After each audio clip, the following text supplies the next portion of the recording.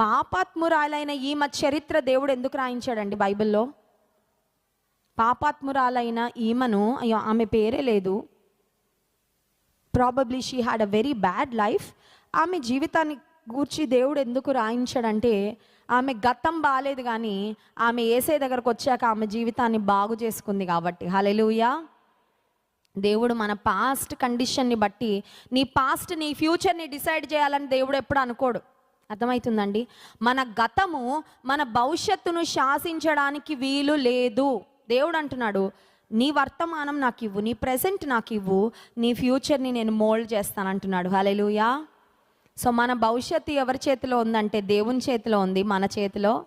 మనము మన భవిష్యత్తుని దేవుని చేతిలో పెడితే ఆయన మన భవిష్యత్తును అందమైన భవిష్యత్తుగా తీర్చిదిద్దుతాడు. నేను అనుకుంటాను యేసు ప్రభు దగ్గరకు వచ్చి క్షమాపణ పొందిన తర్వాత I don't think she has gone back to her old